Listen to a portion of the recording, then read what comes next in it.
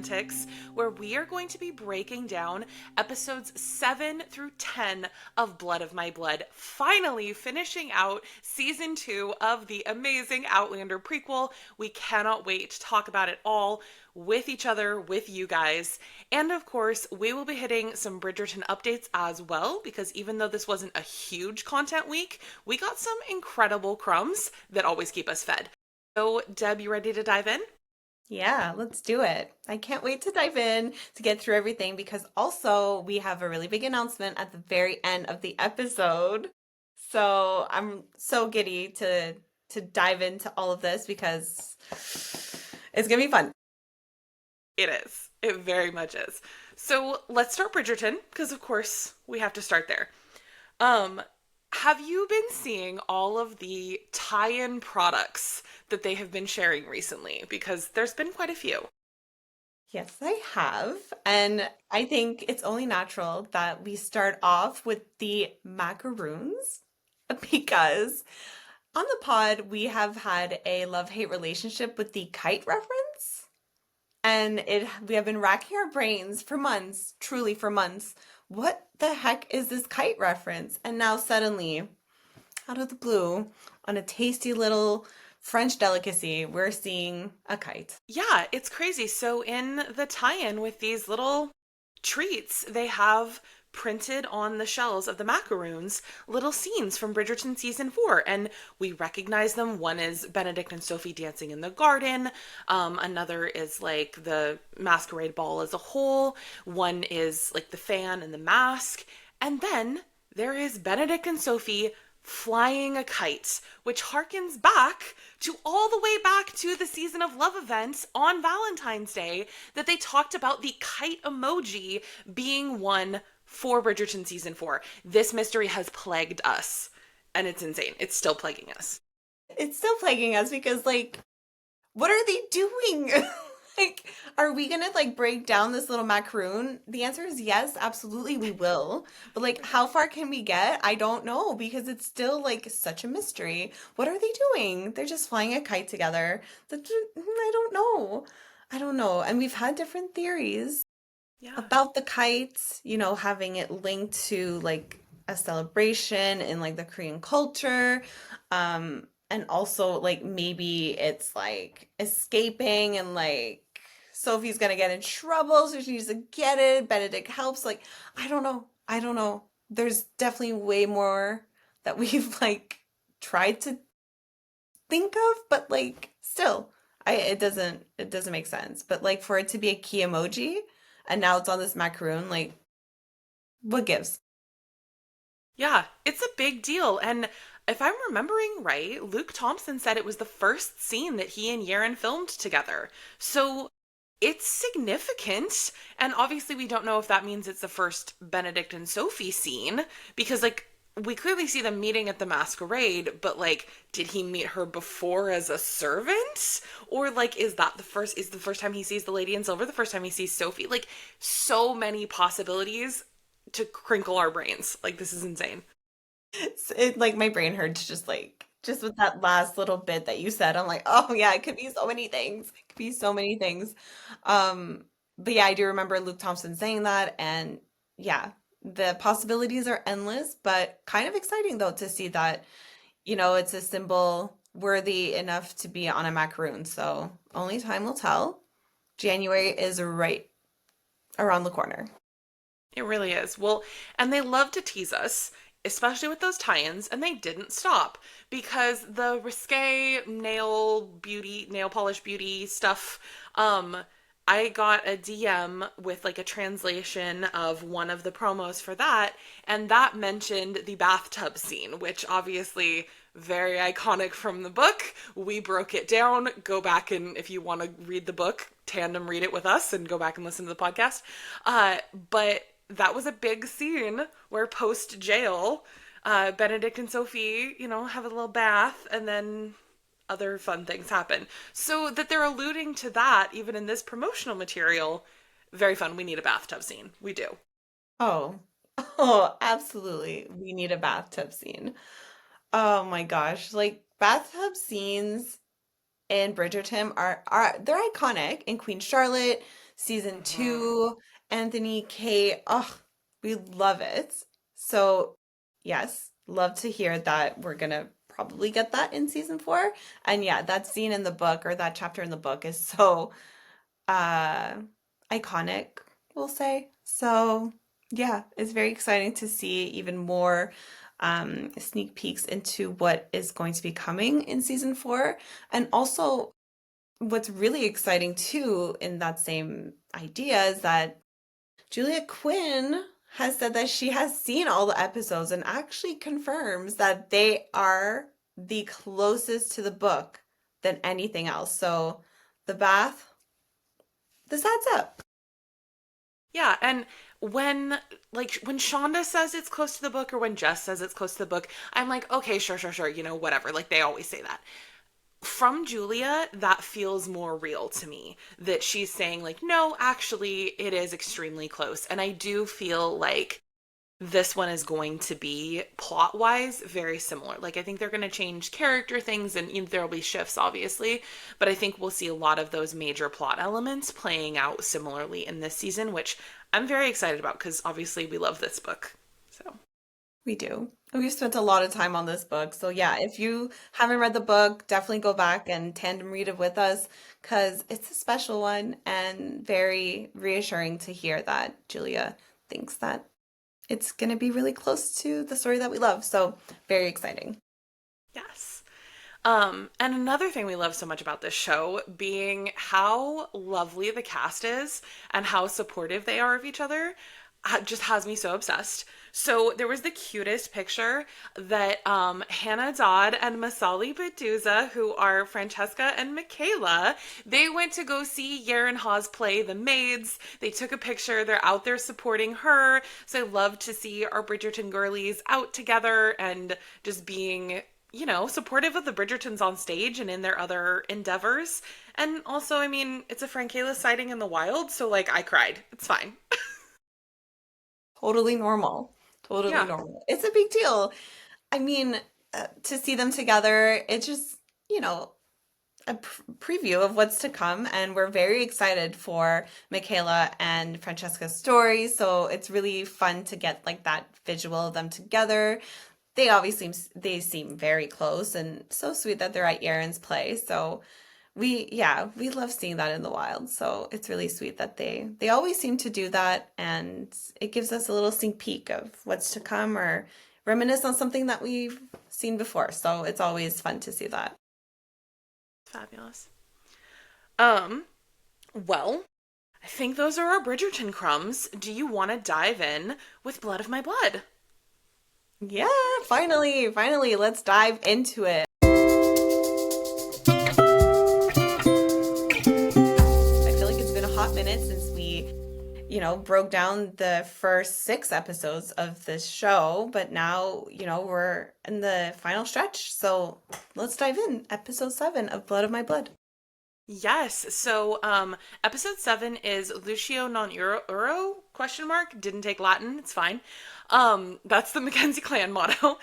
Uh, so okay, we talked a little bit about who we think the baby is, but that gets kind of turbocharged in this episode because we get the baptism of Julia's baby as Simon by Simon Fraser, but then, of course, the secret naming of him with Julia and Brian, and they name the baby William. And I am of the strong opinion that William is the important name because it's the Chekhov's gun principle. Like, you don't put this random detail in there if it doesn't mean something later.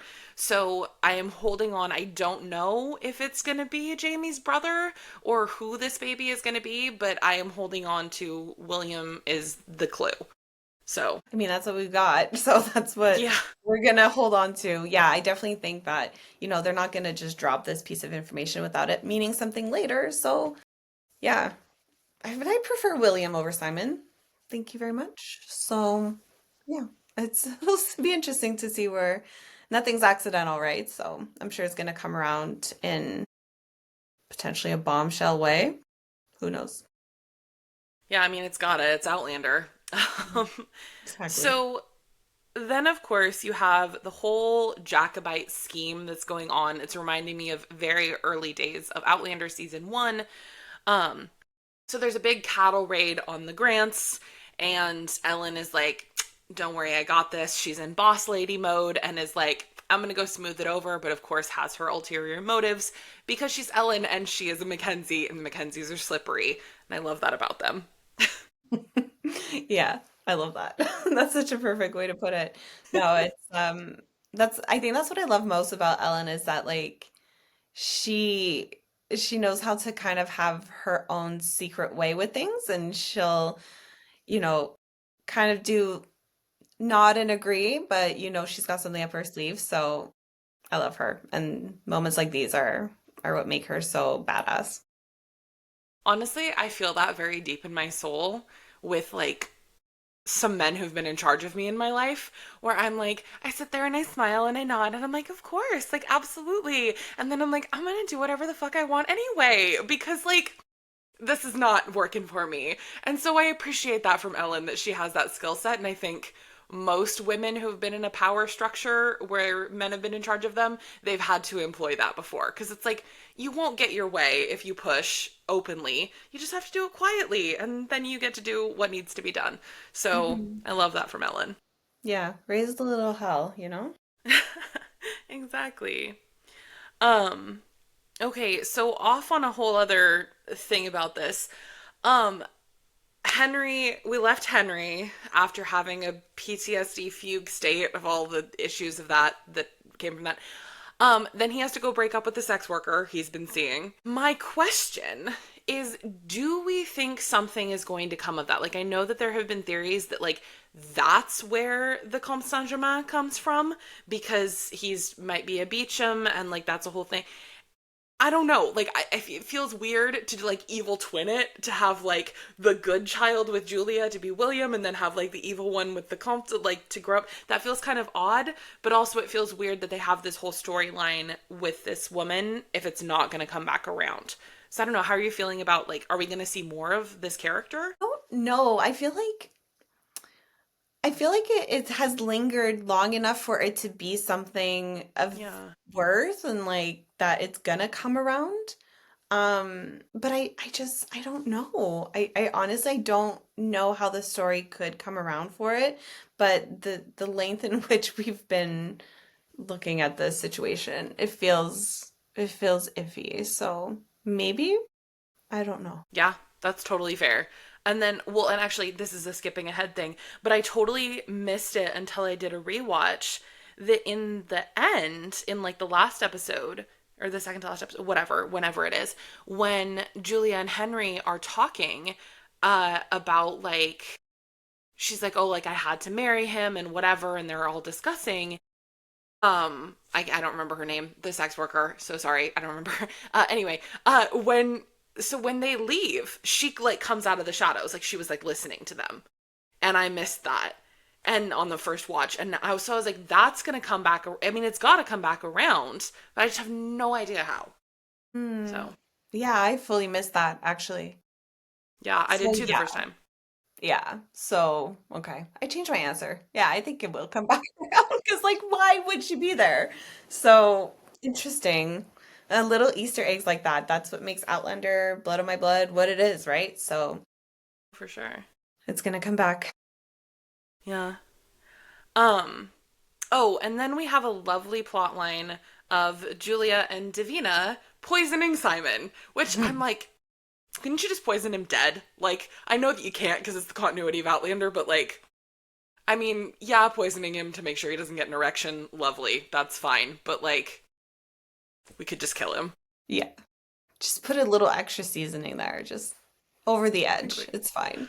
Oh my gosh, yeah. This this whole plot line is great. It makes me happy because like I hate Simon, so Yeah. this little poison. It's like it seems like a dramatic way to like you could have just gotten him drunk and like knock him out, like but sure, let's poison him to like ruin his erection. Sure, why not?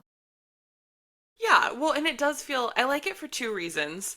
I like that it is Davina and Julia working together because obviously they share so much. And then I also like it because it definitely connects to Claire's love of plants and all of her, herbalism and whatever that she does in those days. So I like that she gets that from her mom.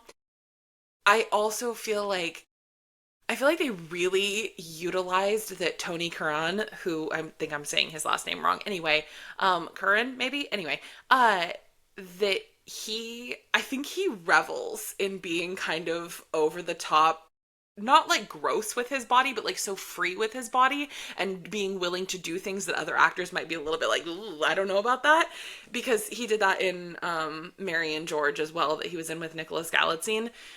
And I think that they really just love how open he is to do all of those things. And so I think that they want to utilize that because it's rare in an actor. And man, he embodies Simon in such a powerful way that I'm like, I almost am grossed out by the actor just because he's so good at being Simon. Like, I know he's amazing and he's like literally such an incredible guy, but I'm just like, he does Simon so well that I just kind of want to cringe. Like, Yeah, I get that. I mean, that's a sign of a really good actor, I guess. He can really make you believe it. So good on him. And yeah, I could believe that they're just leaning into something that's so rare in an actor. Yeah, I guess that's an interesting take on it. then, so the Malcolm brings the redcoats there to break up the whole little Jacobite party.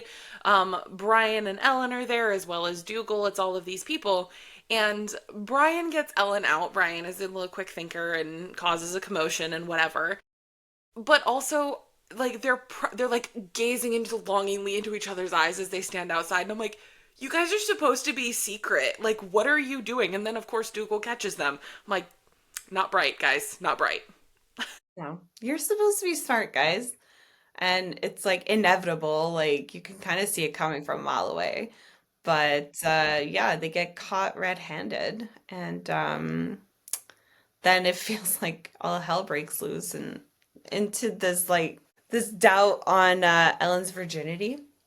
And this whole thing, I'm not a fan of this storyline, but that's okay.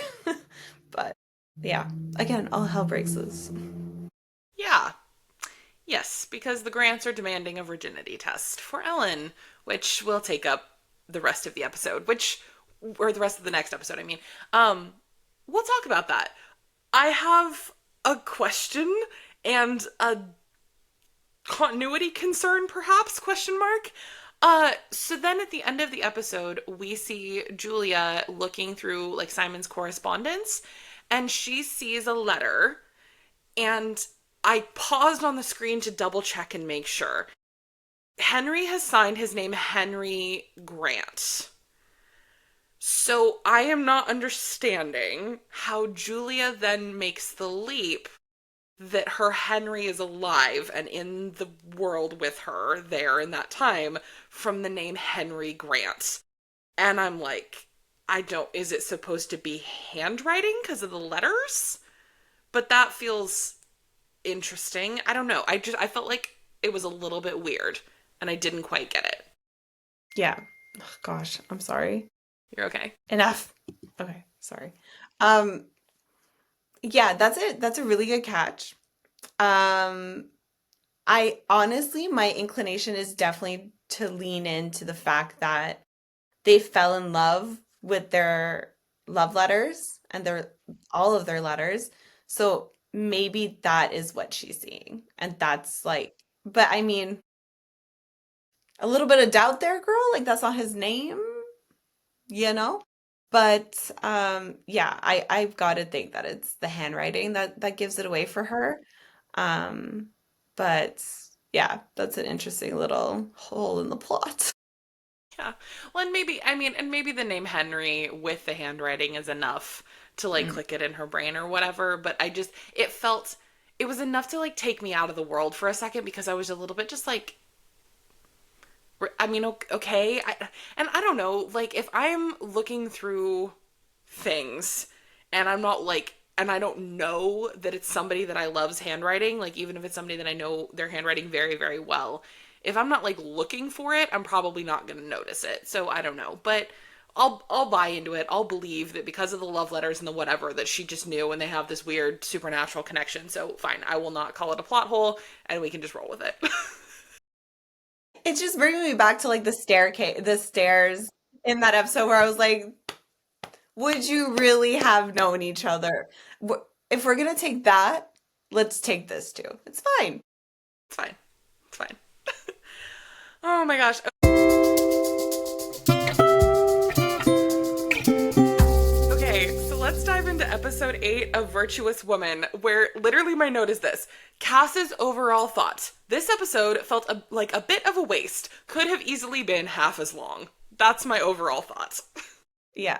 And I would second that. And hopefully we talk about it for half the time because I do not like this episode. Because Spit out my water. because I hate it. I really dislike it. And you are on the nose, truly. So I guess let's talk about it. Okay, I love it.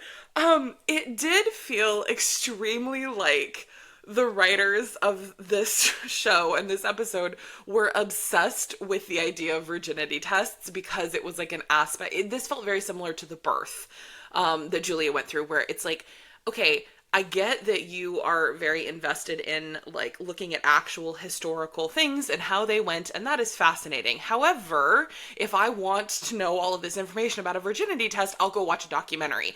I want a story that keeps at a nice brisk pace and keeps me invested. This and the birthing episode both where I was like, half as long. Like we can snip those down a little bit and keep this a running. So, yeah. Exactly. I 100% agree because it's just a bunch of different just so many different tests and like different ways to figure out her virginity and it's just like is this all necessary? And again, Simon at the head of I hate it. I hate it, but whatever. Let's just talk about it because I do appreciate Brian in this episode and he wants to help and you know, whatever. But yeah, it's a long one. Yeah, it really is. A little Easter egg that I liked was that they mentioned Davy Beaton, who's supposed to be the one to examine her, and that's the guy that died right before Claire gets there. He's the former healer at Castle Leoch, so that's a nice little connection. Um, Hmm, that's cool. yeah, and then we're gonna get Simon running off and trying to go fix his little issue that is from being poisoned. So that's a nice little reprieve for a minute there, hopefully for Julia. Mhm. So that's kind of how we kick off the episode. But Yeah. Yeah. And then yeah, we get into like all the crazy tests and one of them is really whatever. Drink a bunch of water. Drink a bunch of water. Okay. Yeah. That makes yeah, sense.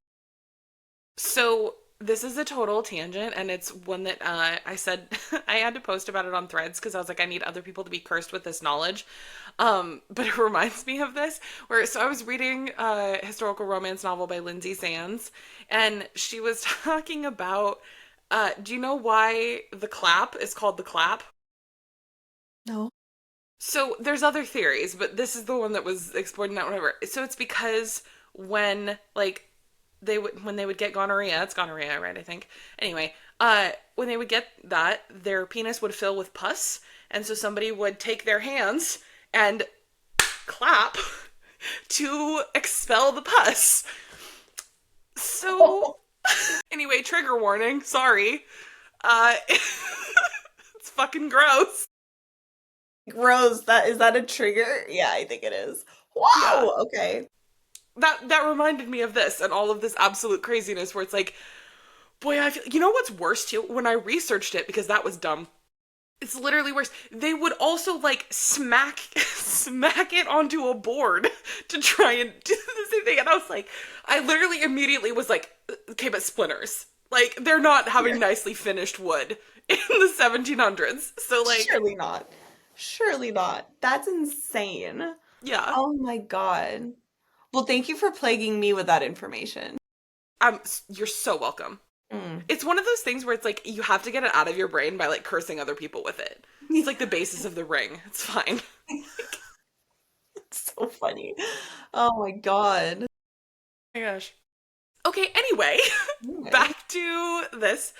Um, I loved my favorite part of this episode by far was Mrs. Fitz and Ellen, and Mrs. Fitz thinking that the person who has deflowered Ellen is Myrta, and her just being like, dear Lord above, like, what is he thinking? And all of this stuff. Like, she's so vexed, and it's adorable, and then it turns out so much worse. Like,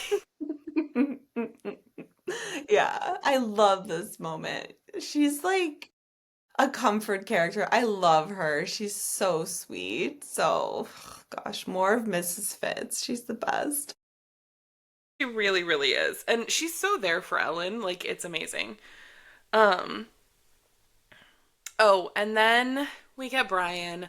Brian pulling a full Jamie Fraser to the rescue always at the risk of his own life and limb. He is going to go rescue his woman, his love.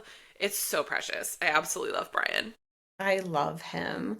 One of the many moments where I'm just like, ugh, what a guy. And just like you said, so taking so many cues from the Jamie that we know and love. It's like, ugh, there's our guy. It's sweet. I really love Yeah, for sure. Um, and I absolutely love to, and obviously, like, as soon as we heard virginity test, I'm like, Julia's got it. Like, Julia's gonna come in and swoop in and save the day.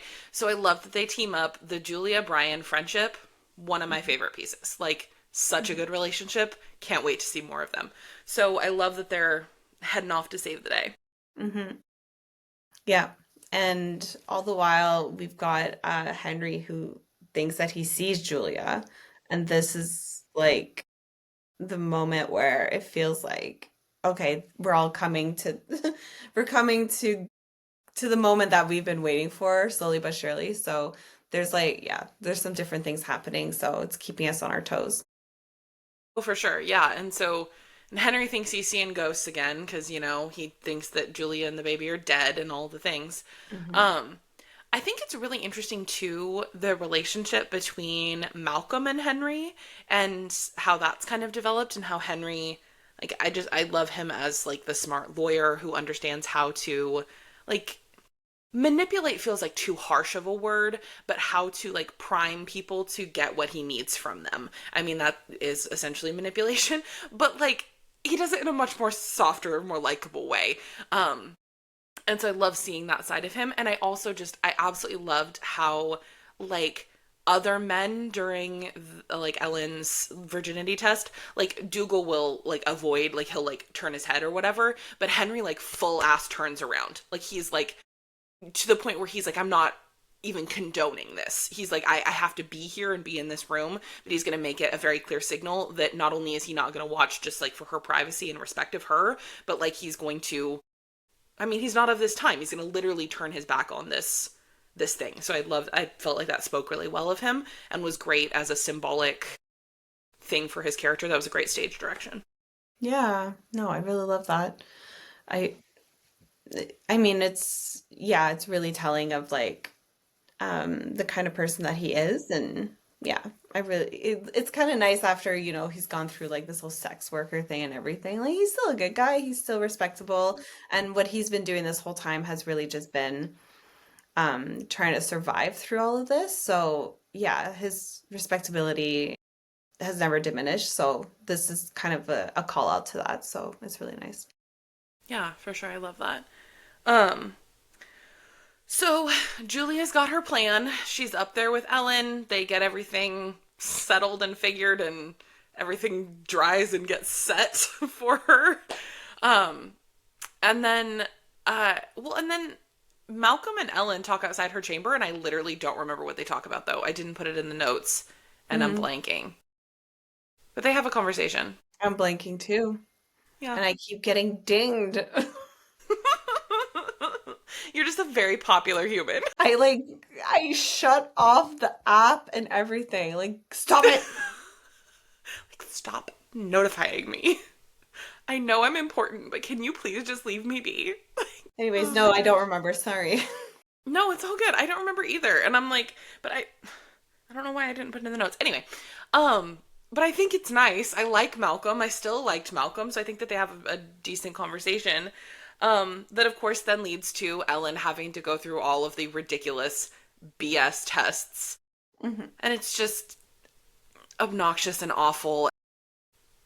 I mean, it just reminds us of how, I mean, not even reminds, this shit still happens to this day. And the way that we treat women and act like women's value is their sexuality and their virginity. And it's hugely problematic. And even though they did a really barbaric version of it then, we still have our versions of it now, and body counts and these ideas that are hugely harmful. So, yeah, we don't do it with a crazy ass instrument, but we still force those ideals on people, and it's wrong. So, I appreciate from that standpoint of like a modern commentary piece that they included this. So, Yeah. Yeah, that's what I was gonna say. Like it's starting or continuing a conversation about this and how we can be appalled by this back in the day, but like we need to reflect on like what's still happening today and the narratives around it. So, I mean, if there's anything good from this episode, it's that. So, yeah. yeah, for sure. Um, Well, and then, kind of our ending here. Well, I guess she passes all of the tests. Yay, woohoo, everything is fine. Malcolm's like, yep, okay, all good, we're getting married. And then we finally get the reunion of Julia and Henry. At last, they see each other. For reals. Beautiful moment that we've been waiting for. Oh, I loved it. It was finally like I mean, episode 8, it feels like such a long time to wait for this reunion, but in true Outlander fashion, they do get it. But then also in true Outlander fashion, they get separated again. So, Of course, almost immediately. Uh, I do really like about that. I mean, obviously, I would like more of a reunion. I could have could have done with that stretching out, like, oh, secretly, like, oh, you guys have to stay at the castle for some reason for overnight, and Henry and Julia can sneak off to the stables or something. I don't know. Like, I could have done with a little bit more. But I did really like how it shows they trust each other so deeply, where they like he finally sees her again, and then Julia's like, no, I have to leave, trust me, and runs off with another guy. And Henry's like, okay, like I'm trusting her, like I believe, like I just found out that my wife and child are not actually dead, even though I thought they were. And she tells me that she has to go off with some hunk of a Scot, and he's like, okay, I'm gonna roll with it, that's fine. And I just find that very impressive, and I think it speaks to the solid relationship that they have. there you go. They're strong no matter what, even through time, even through hunky Scots. They got this. Exactly. Yeah. Um okay, and then the final twist in this episode, Malcolm Grant's father's dead. That's our last little thing that we leave with, which, like, I Hmm. mean, I don't hate him as much as Simon Fraser, but like, good riddance. So it's Yeah. fine. Bye. Is this how Yeah. I thought this episode would end? No, but sure. Let's, why not? So, yeah, that was episode 8, our favorite. We'll just move right along.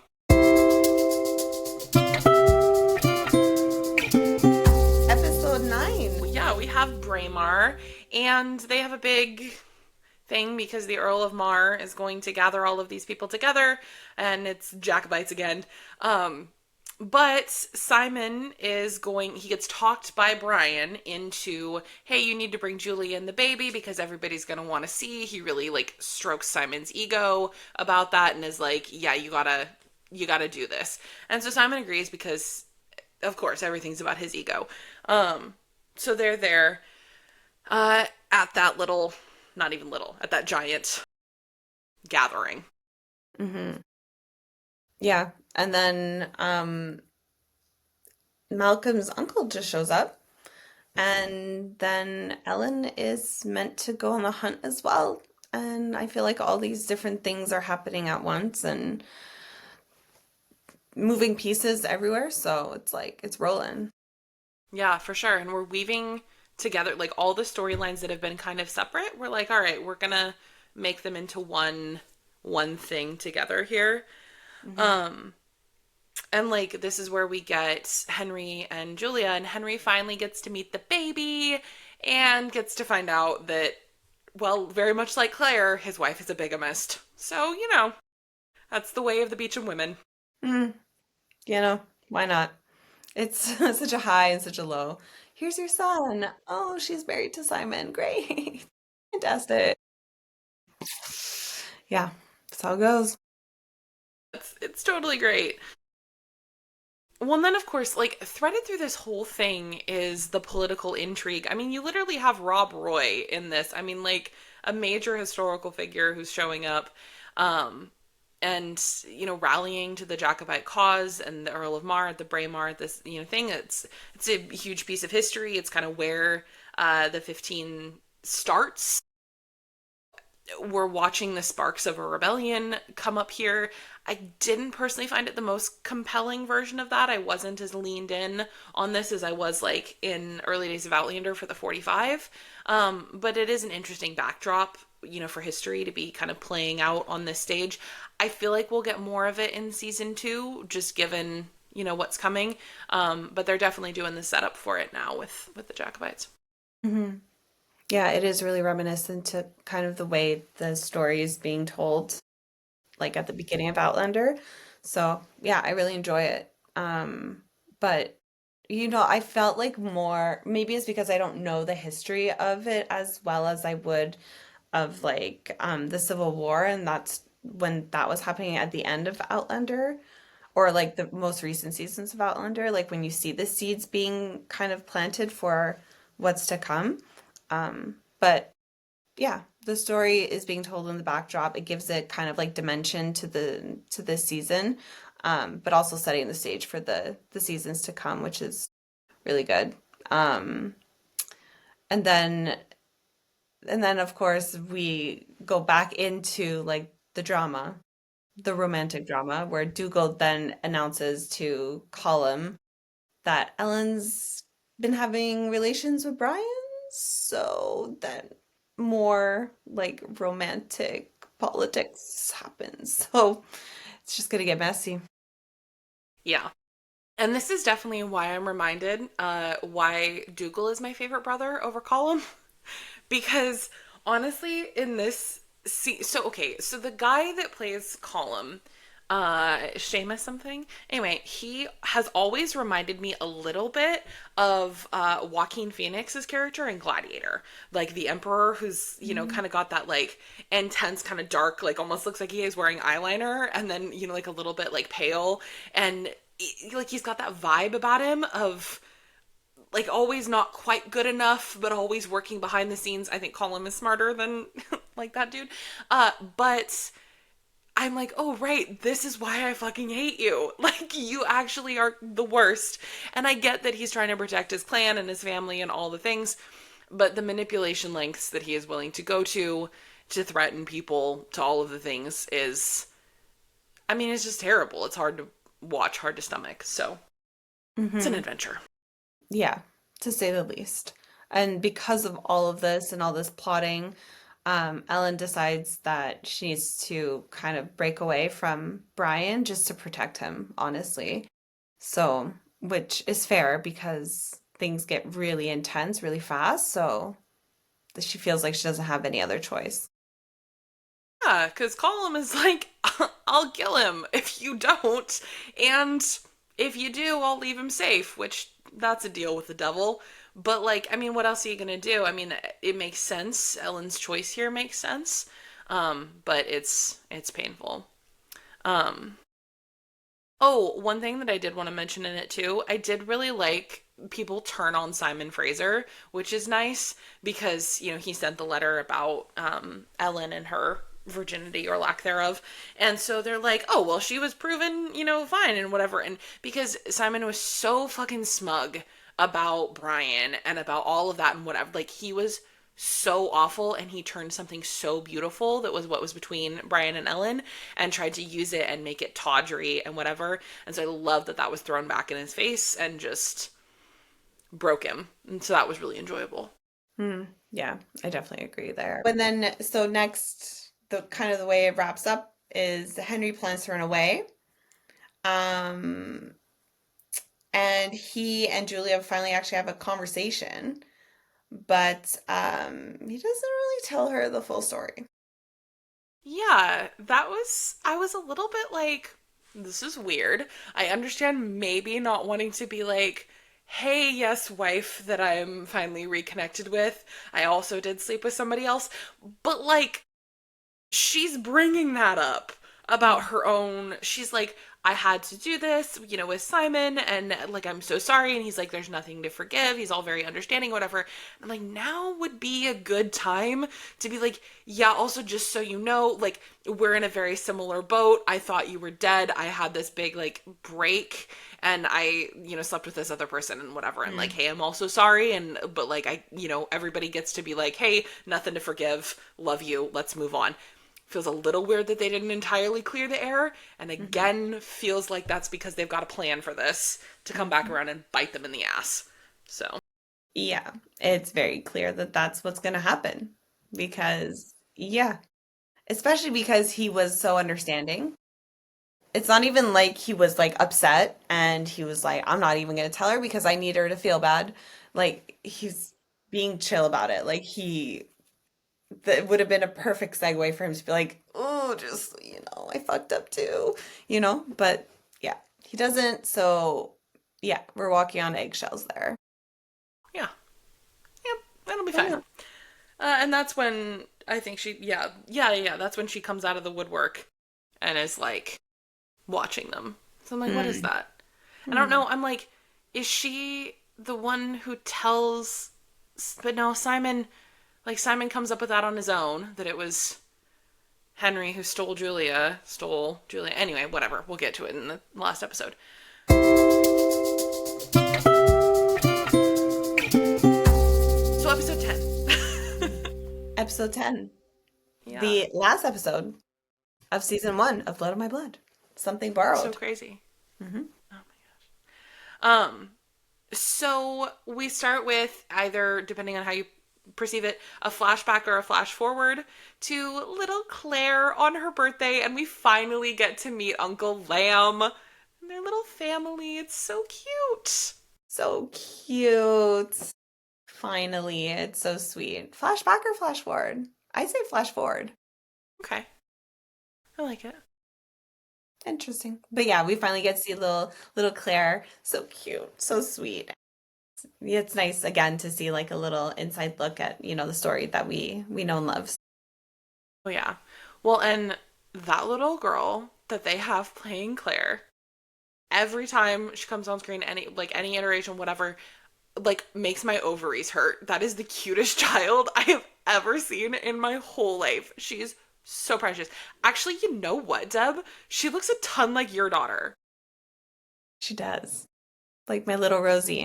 Yes. Yeah, as you were saying, I was like, you've said that about Rose, so that's kind of rude. But if they It's look so the true. same. Apparently, I really like that look on a child. Okay, so changing my Tinder profile settings. Yeah. Like, oh my So gosh. funny. So But good. so cute. No, but yeah, she's precious. She's super cute. Yes. Um, oh yeah, and then we have like her on her birthday and Uncle Lamb is like wishing you all of these adventures, but you always come back home or whatever. I was like, "Oh, that's cute." Like, yeah. Oh, yes, and then of course, because Colum couldn't tell the truth if his life depended on it, he sends somebody to kill Brian. Perfect. Unsuccessfully, but still. Perfect. And then Murtaugh's hurt, which is great. Classic. Yeah, that's painful. Hmm. For him and for us. Yeah, Because it's a for all. struggle. Yeah. So Yes. we're back. We're thrown right back into the chaos, and yeah. Um, oh, okay. Bar none. Favorite storyline of this episode, probably favorite storyline of the whole season, which is wild to say considering how much I love like early Henry and Julia. Uh Dougal Mackenzie and Mara Grant give me life. They're so amazing. You're so funny. No, but that it's so true though. Like it's fun to watch. It's fun to watch. And I love that you gave me the insight like earlier on, and I don't know if it was the first episode that we did a recap or the second, but like Mara being, who he ends up with, it's like, oh, so now it's like it's fun to know that. Yeah, it was very fun to like as soon as every time she's mentioned to be like, "Oh, that's who Dougal's gonna be with." And honestly, I go so feral for an arranged marriage. I do. I love it so much.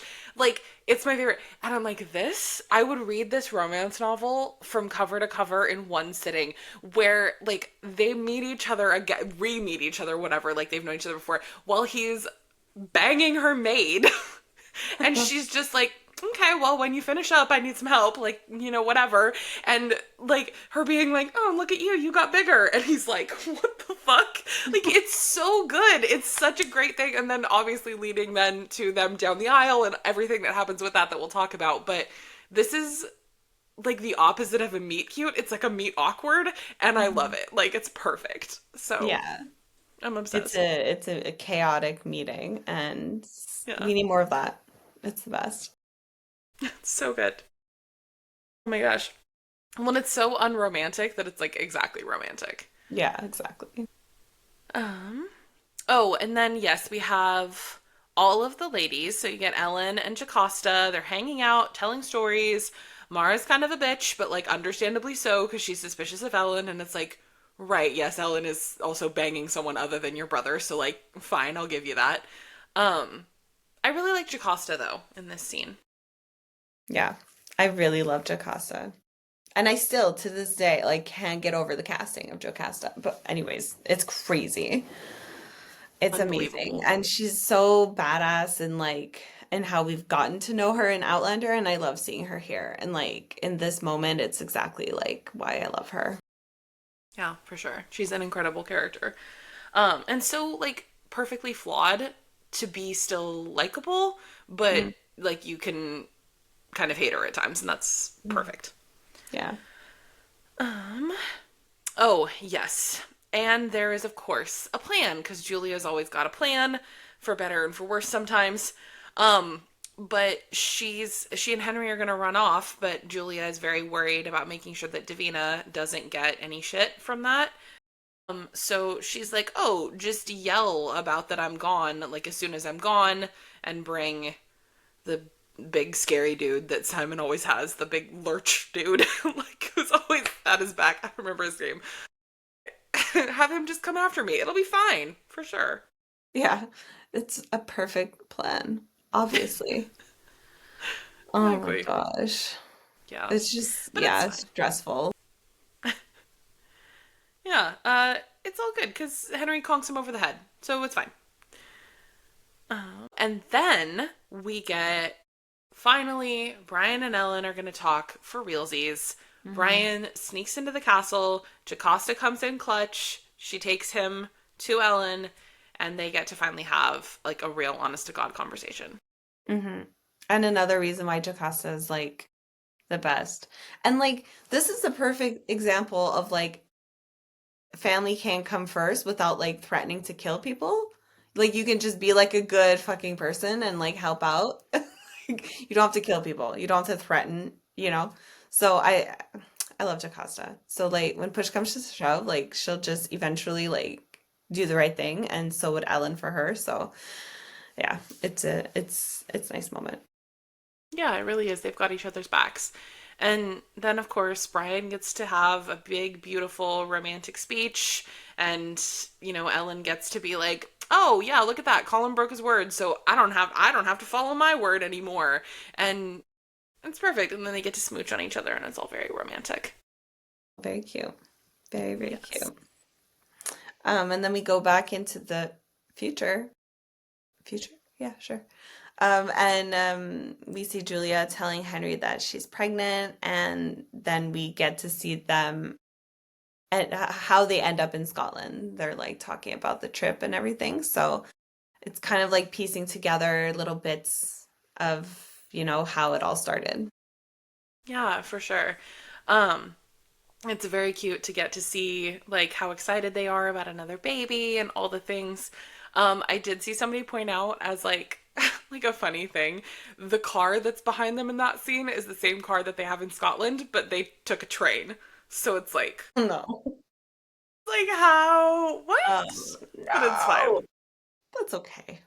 No It's one's fine. gonna know.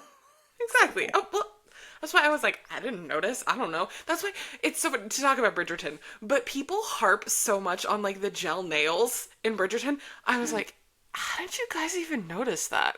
I'm like, I can't even tell. When somebody points out to me that Colin is wearing the wig, then I can see it. But if Mm. they don't point it out, I don't notice. Like, it has to be Jamie's wig in season 4 of Outlander for me to notice that it's a wig. So I'm like, I don't know, guys. Why? Like, Like, just let it I'm go. not that kind of a nitpicker. I'm a different kind of nitpicker. Like, That's so funny. oh my Oh my gosh. gosh. But yeah, the car, I guess, is a big it's a big one. But like, it's fine. We can look past it. My goodness. Um, okay, so then we head back to Ellen missing from the wedding. All hell is breaking loose. Malcolm is pissed. Colum is pissed. Everybody is losing their ever loving mind. Hmm. So we get a solution. So naturally, they send Mara down the aisle to marry Dougal. So, sure, chaos meets chaos. Why not?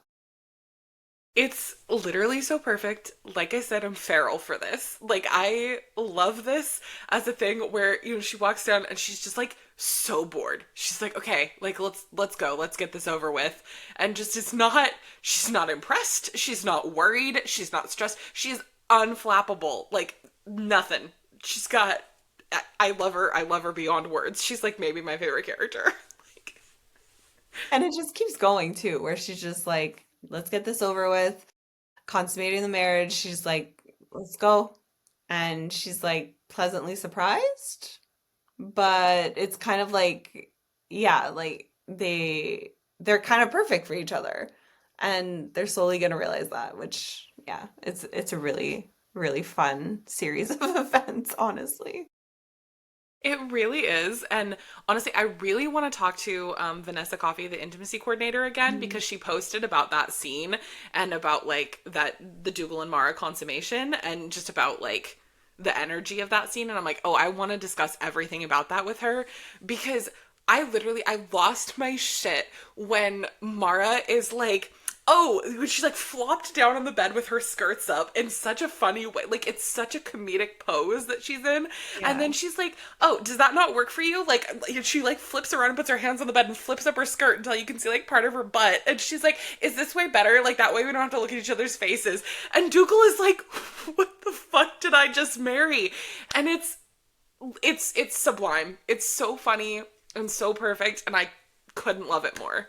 Well, that's the thing. It's just like if anybody's gonna end up with Dougal, it needs to be somebody as chaotic as that. So it's perfect, which I actually really love. Yeah, it's so good.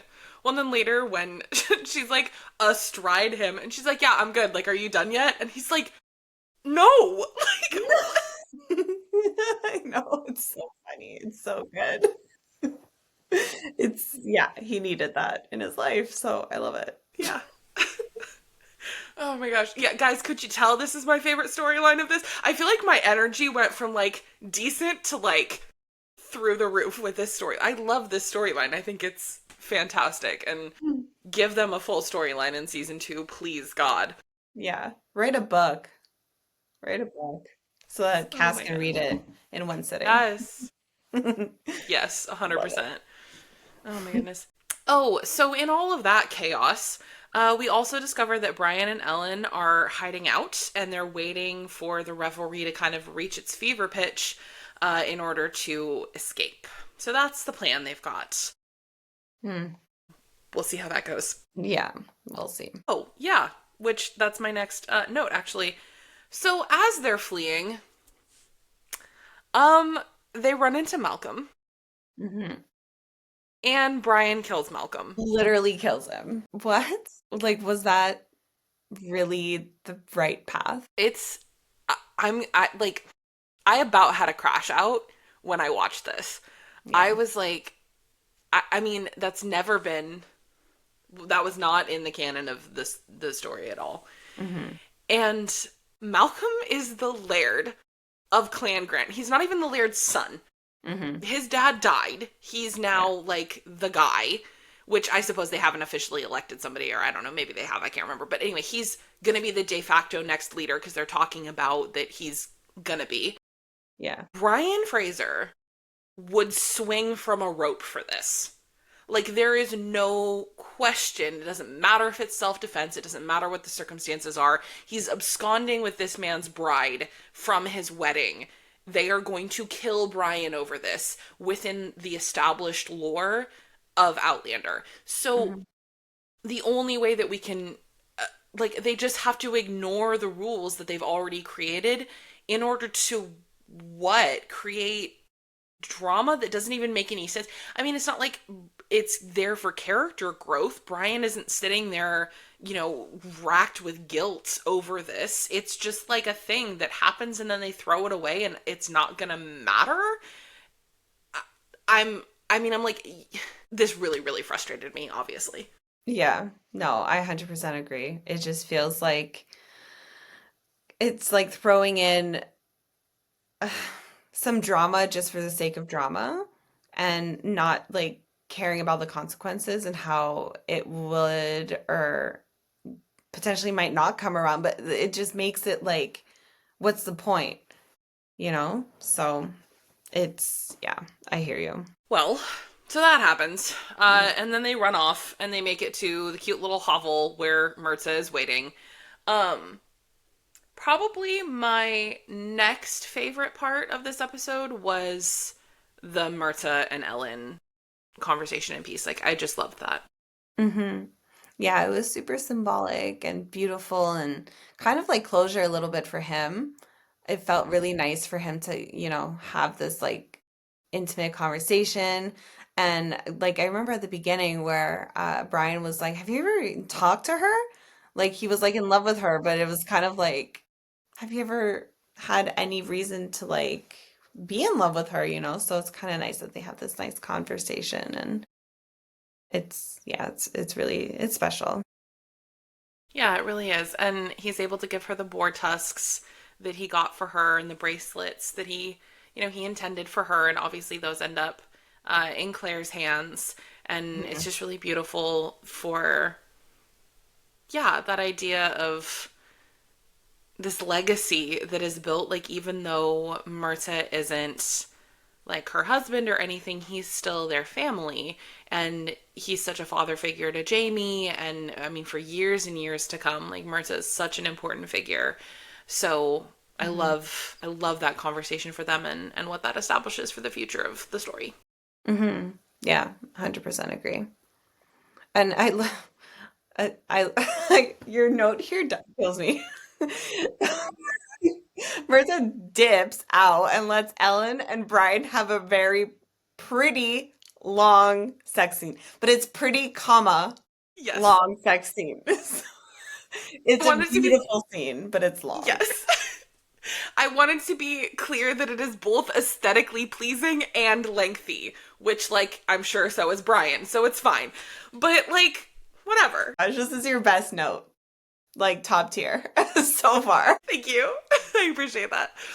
Oh my gosh. Oh God. Great. Great. But Let's yeah, send this to Vanessa Coffee.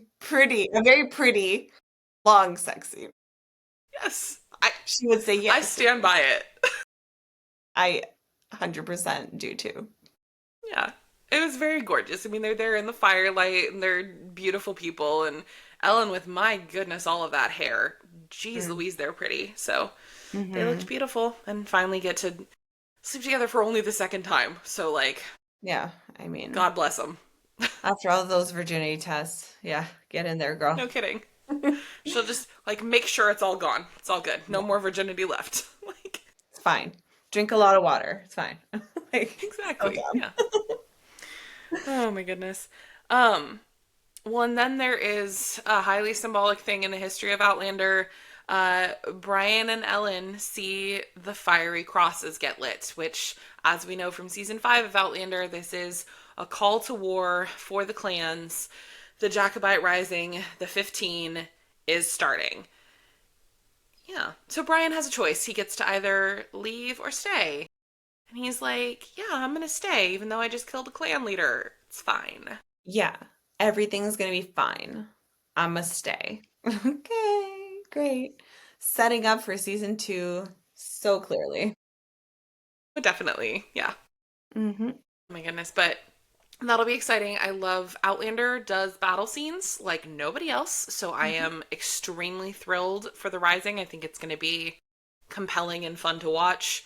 Hmm. Also heart wrenching and sad and disgusting and all the things that Outlander does as well. But Hmm. like Outlander is amazing when it's doing war and battle scenes. So I'm Yeah, excited. yeah. Let's have more of it. And then with our other, and then with our other couple, we end with Julia and Henry at the Stones. They're being chased. The Grants are coming after them, and they have to decide who's gonna go because they don't think the baby can travel. Yeah. So it's definitely unclear, like for them and for us, like can the baby go? And so they have their little discussion of somebody has to take the baby and try to go through first, and if the baby can't go, somebody will stay with the baby, and if they can, then the other person will just follow them. Um, Julia is like, clearly you should go because I'm the wife of a laird here. I'm more safe than you. You do the thing. And Henry's like, nope. Here's what I'm wondering and confused on and don't know the answer to. Do you think he puts her hand on the stone, just her and the baby, and is going to send her and maybe the child? Or, like, very a la Jamie in season two? Or is he putting all of their hands on the stone and just being like, we're going to risk it? Because I Mm. don't know. I think it's, well, my instinct is that it's him pushing her and the baby and not him too. Like, I think Yeah. he's just like setting her off and making that choice. But interesting that it could be that. I almost like I'm tempted to look back at season two with Jamie because he puts her hand, Yeah. not assuming that he'd go through as well. I don't know, that's interesting. But you're Yeah. thinking it's all three going through, potentially. Well, so I'm taking this from a thing that Jeremy Irvine said. And he very cheekily was like in the press when they were talking about season two, he was like, oh, yeah, we're in like a whole other place at the start of season two. And I'm like, Hmm. that feels like he traveled. So I have a couple thoughts. I'm wondering if maybe because he's touching Julia when she's touching the stone and he can also travel, that maybe that takes him too and he doesn't intend for it to. And that's maybe how the baby gets left and brought back to like Brian and Ellen as Jamie's brother, as William, because they like accidentally traveled and accidentally left the baby. Maybe, but I don't know. Whoa, that's intense. I kind of like that though, because I do feel like this baby, this boy is going to be a like important part of the Outlander story that we have known, and Claire's parents are just not part of the picture. So I feel like, yeah, you saying that the baby is left behind sounds right. But my God, who knows? Could be anything, truly. Right. Yeah, who knows? Well, and that's what, and I also saw a theory that I thought was really fascinating where somebody said, like, what if the only reason that Julia could travel is because she was pregnant? And that it's Henry's genes that can travel the Beecham line because it's the Beecham line that travels. So maybe Julia can only travel if she's pregnant. And so maybe like Henry and the baby go through or something, but like she doesn't, or like who knows? Like there's so many possibilities for where this could go that it's interesting. Yeah. And I just feel too because like Claire's parents have never, like we from the beginning have assumed her parents were dead. So for any one of the set of or any one of the parents would be part of this storyline feels weird. Like, how would we not have clued into it? How have there not been Easter eggs since then? So that's why I feel like the baby is one that stays behind and the parents go somewhere else entirely. But like, yeah, yeah, we could talk about this forever, I feel like. Yeah, there's so many possibilities and so many ideas. Well, and that's what, and the very last thing that we have is them getting on the train and like Uncle Lamb with Claire. And I also thought it was really interesting that when they're on the train, Uncle Lamb says good luck, which is a weird thing to say when people are headed off on like a vacation. Mm. And I'm like, that's weird. And I wonder if we're gonna get like the Uncle Lamb knows way more about like the time travel and like his own family history than like we knew before. Because I'm really hoping that he's a significant character in season two. Because I think he's fascinating and like his and Claire's upbringing is fascinating. And so I'm wondering if we're gonna find out that he's like hopping through time like Master Raymond, and he's just like, "Oh, I'm gonna take a jaunt to the Roman Empire. Have fun, Claire." Like, Good I'm gonna go. luck. Yeah, it's like, oh, that's why he's such a great archaeologist because he fucking buried those artifacts 3,000 years ago. Like, he knows exactly where to find them. So funny. Oh my God. I love that actually. But yeah, I can see him being like a big character next season, and I really hope that Yeah, that's the case. But yeah, it's very interesting. They're setting up a lot of things here, so it's yeah, really, really cool to know that, the story's just gonna keep on going next season. yeah, So only time will yeah. tell. And ultimately, like, I'm excited for this. Like, I thought that episodes 9 and 10, though they were imperfect, I was invested in them. And so like I have hopes for season 2. I care about this universe and these characters, and do I think that there are bumps and issues? Do I have critiques of season 1? 100%, but I'm still in. I'm leaned in. I'm excited to watch the second season. So, we'll see where it goes. And more Outlander is good, so I'm glad. Totally. The more Outlander, the better. Okay, so that wraps up our discussion of Blood of My Blood Season 1. Thank you all for joining us on this ride. But now, we have some very big news to share with you. Deb, would you like to share with everybody listening what we're going to be doing this week? So dumb. It is so dumb. I don't even know how to say it like a normal person. Um, yeah, sure. I'd love to tell everybody what we're up to this week. This week is going to be a little out of the ordinary, a little bit like off the beaten path. Um, so let's just start from the beginning. Cass, do you remember in July when we had Ollie Higginson on the podcast? Vague recollection. I think I remember him. Jawline. Like, yeah, Yeah, that's the one. staircase, music. Yeah, Yeah, yeah. He was a great time. Do you yeah, for sure. recall him inviting us to his show on October 30th in London? You know what? Now that you say it, that definitely rings a bell. Yeah, Right? yeah. Well, guess what, guys? We're gonna be going to his show on October 30th, aka like what, like 4 days, 5 days from now? We are headed to London to not only go to his show, because that's crazy, but also we're gonna meet for the first time in person. Yes! Yes! Your girls have never met in person. So we finally get to see each other and hug with our very Yeah, awkward height difference. It's going to be fabulous. which I keep forgetting. It's gonna be great. And like Cass's first time in London? Yes! I'm so excited. I can't even stand it. I can't wait. I can't wait. We made this decision like not on, I want to sound a whim, but kind of like we were just like leaning into it. We're just like, I think we have to.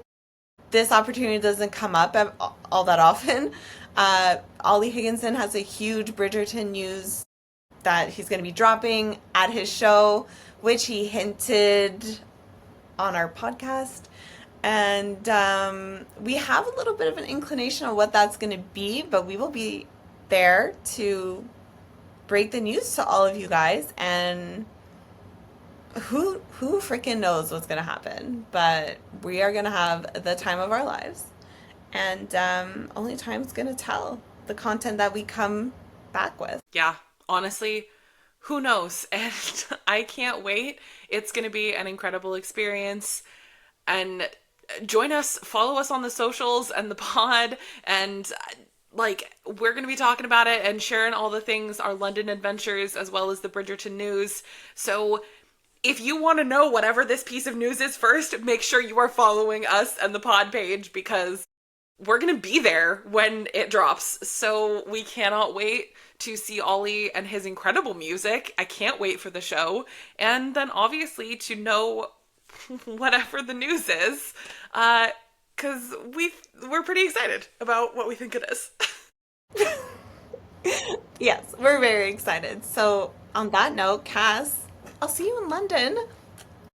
See you in London.